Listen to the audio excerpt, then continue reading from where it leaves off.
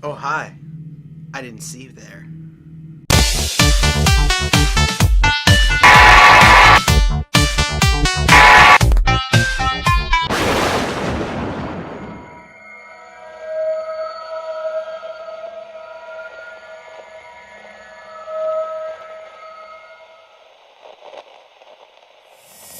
Hello, my doomlings, and welcome to another spooky video.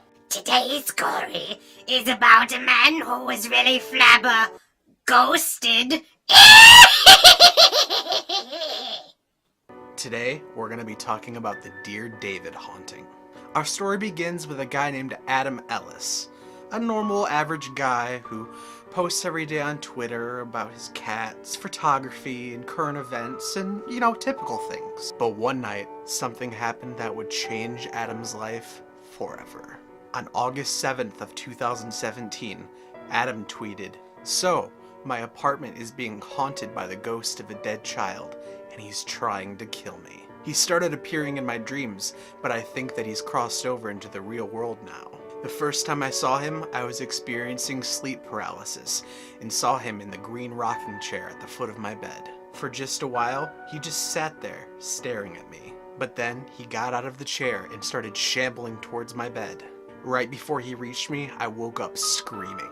Now, I'm not really one to find meaning in dreams. I do really think that they're just collections of memories swimming through our subconscious as we sleep via chemicals and stuff.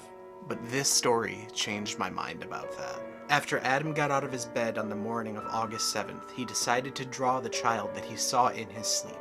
He had a strange misshapen head that was dented in on one side. I did my best to draw it. From this picture, it looks kind of like a silly cartoon or something drawn by Stephen Gammell. So perhaps it was just some strange nightmare. Later that day, Adam tweets, "I had another dream, and I was in the library, and I saw a girl who came up to me and asked, 'You've seen Dear David, haven't you? He's dead. He only appears at midnight, and you can ask him 2 questions if you say Dear David first. But never try to ask him a 3rd question, or he will kill you.'" Naturally, Adam was shaken, but he brushed it off after a few weeks with no more incidents or dreams like that. A few weeks later, he tweets, "David came back in another dream. Same situation. I was in bed, and he was sitting in the rocking chair near the window, staring into my eyes. In the dream I say, 'Dear David, how did you die?'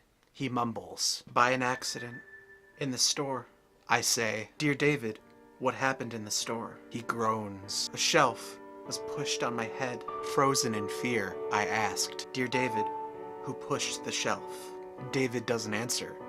I realized that I asked a 3rd question, and that I wasn't supposed to do that. At that point, I wake up completely terrified. The next day, Adam Google searched to try to find deaths in stores in the city of any kid named David or any variation of the name, and he found nothing.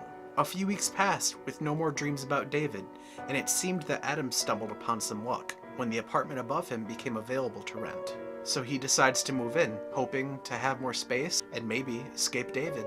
A month passed without any occurrences. Adam was convinced that David lost track of him, until one night when something strange began to happen. Around midnight every night, his cats would gather at the foot of his front door and stare at it as if something were on the other side.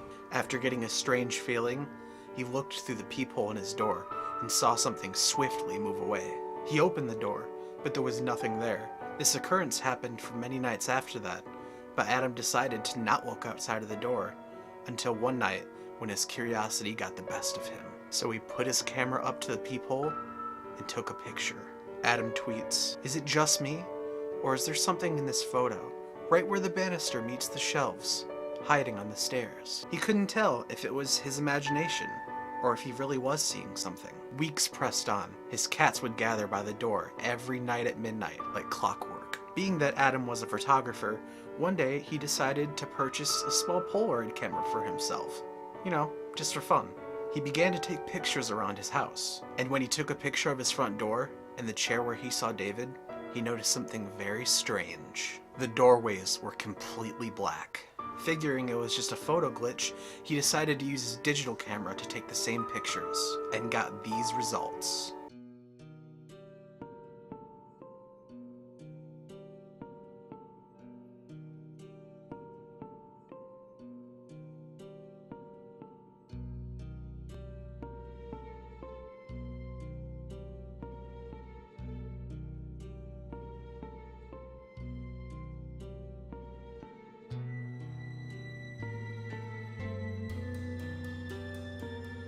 A fully lit hallway, completely black.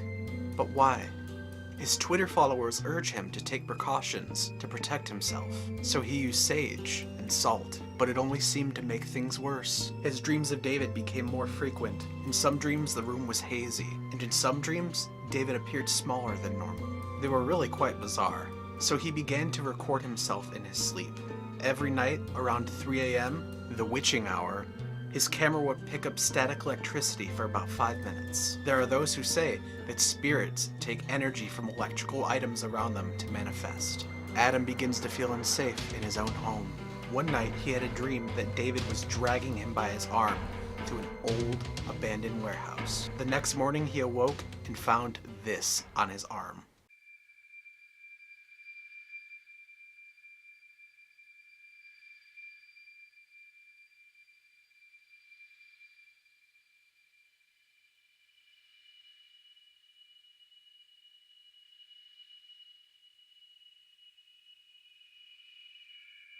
Yeah, are you fucking kidding me?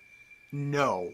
His cats began to gather near the door earlier and earlier every night, crying and howling, driving him to madness. He decides to take a vacation to Japan for a few weeks, being that he's a photographer and he always wanted to go there. But before he left, he set up a nanny cam in his living room, linked to his cell phone that would ping him whenever it caught motion or sound. A lot of the pings were just his cats playing around, being normal. One night at 11 p.m., he saw this.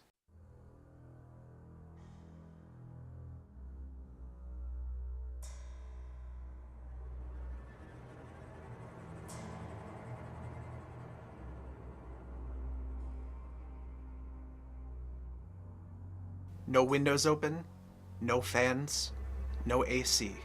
Nights went on with similar occurrences.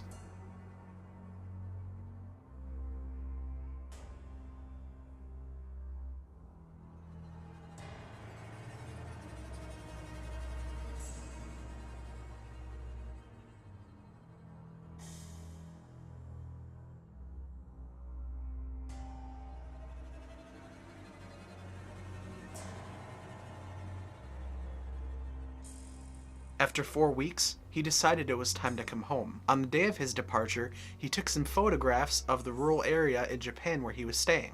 He came across a really interesting statue and decided to take a picture of it. But as he looked closer, he saw something. Something that made him drop his camera.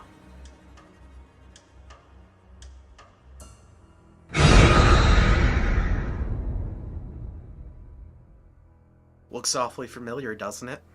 He came home to his apartment with his cats more active and loud than ever.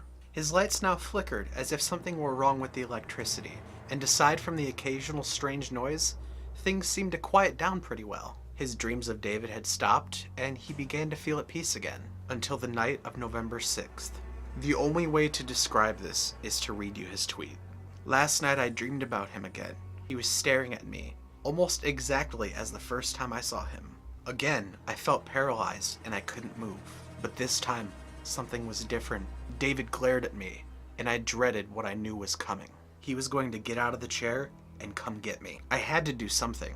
I keep my phone next to my bed, and somehow I managed to grab a hold of it. If David's gonna kill me, maybe I can get some evidence on my phone.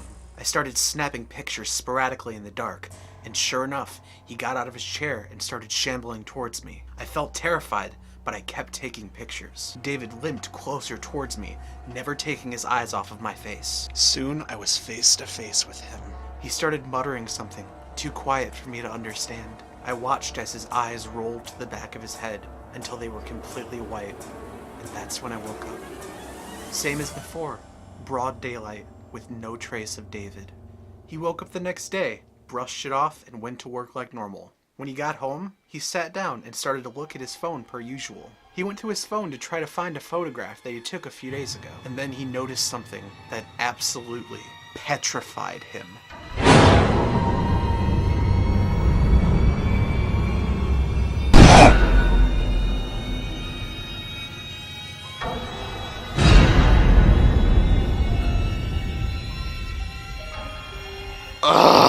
I am completely shook. That is That is just terrifying.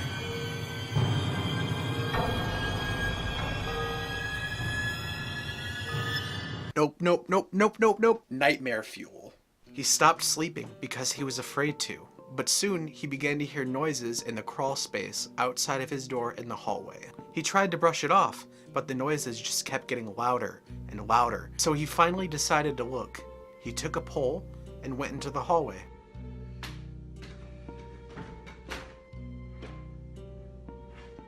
The object that fell out of the crawl space was this.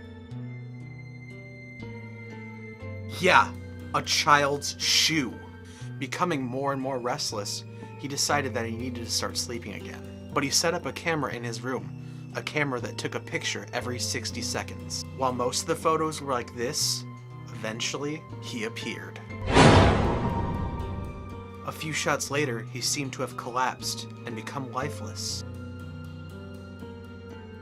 And then he was standing above him, watching him sleep. The next shot, he was staring directly at the camera. And this was the very last photograph taken that night.